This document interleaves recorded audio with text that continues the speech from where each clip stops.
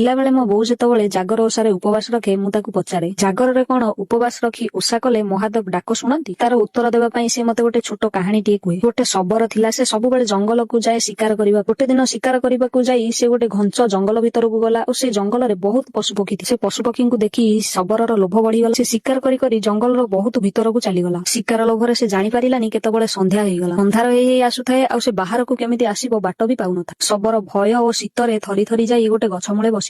ସେହି ସମୟରେ ଗୋଟେ ମହାବଳ ବାଘ ତାକୁ ଦେଖି ତା ଆଡକୁ ତାକୁ ଖାଇବ ବୋଲି ମାଡି ମାଡି ଆସେ। ଶବର ଡରରେ ସେ ଗଛ ଉପରକୁ ଚଢିଗଲା ଆଉ ବାଘ ମଧ୍ୟ ତାକୁ ଖାଇବ ବୋଲି ସେ ଗଛ ମୂଳେ ଜଗିକିରି ବସିଥାଏ। ଶବର ଡରରେ ଭାବୁଥାଏ, ଆଜି ଯଦି ଏ ବାଘ ଏଠୁ ନଗଲା ତାହେଲେ ମୋ ମୃତ୍ୟୁ ପକ୍କା। ଆଉ ସେ ବାଘକୁ ସେଠାରୁ ତଡିବା ପାଇଁ ତା ଉପରକୁ ଗଛର ପତ୍ର ଆଉ ଡାଳ ଫିଙ୍ଗିବାକୁ ଲାଗିଲା। ହେଲେ ବାଘ ସେଠାରୁ ଜମା ବି ଗଲାନି। କିନ୍ତୁ କିଛି ସମୟ ପରେ ସକାଳ ହୋଇଗଲା। ସକାଳ ହେବାରୁ ବାଘ ଆପେ ଆପେ ସେଠାରୁ ଚାଲିଗଲା। ବାଘକୁ ଚାଲିଯିବାର ଦେଖି ଶବର ତଳକୁ ଆସିଲା ଆଉ ଯିବାକୁ ଲାଗିଲା। କିନ୍ତୁ ବାଘ ସେଇଠି କୋଉଠି ଲୁଚିକିରି ଥିଲା ଆଉ ଶବରକୁ ତଳକୁ ଆସିବାର ଦେଖି ସେ ଶାବର ଉପରକୁ ଝାମ୍ପ ମାରିଲା ଆଉ ଶବରକୁ ସେଇଠି ମାରିଦେଲା।